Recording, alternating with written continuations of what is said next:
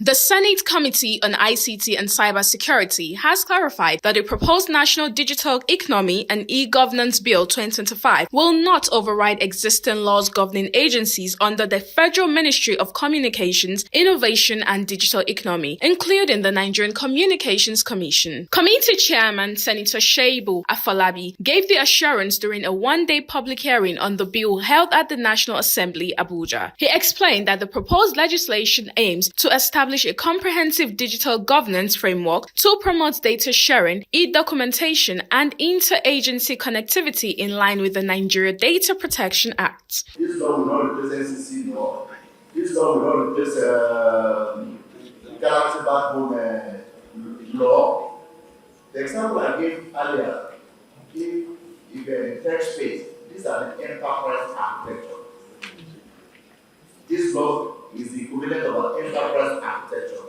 You have to have the pillars for cybercrime or cyber security law. You have to have your SCC.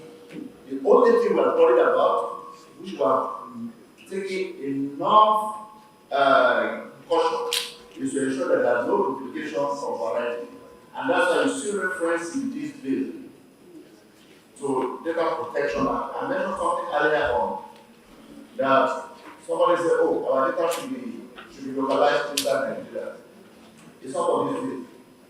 What is to simply say that all our automation processes should or shall now comply with the provisions of Data Protection Act.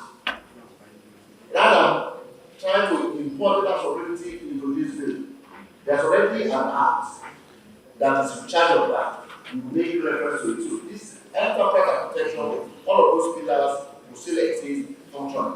It makes the lot easier. If you need to strengthen data protection act for data sovereignty, we go there. If there's anything that is missing that we believe NCC should do, we go there. But this bill, what it seeks to do is to say this paper, this document in its original form. If I have this same information on my iPad, it has the same consideration as if it is in a paper form. And we notice that we are also conscious enough that there is evidence act. We mentioned two landmark enactments in this country that is in this bill. I'm not a lawyer, but I'm not this subject enough. The land use act is in the Constitution. The evidence act is why in the Constitution.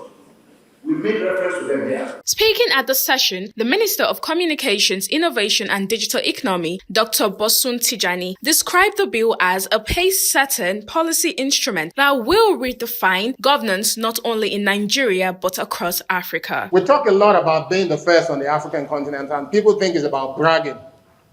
As a nation that represents anywhere close to 20%, if not more, of the black nation or the black people, we do have a responsibility to set the direction for how countries across the African continent will develop. If we're able to allow Nigeria to rise, the rest of Africa will rise.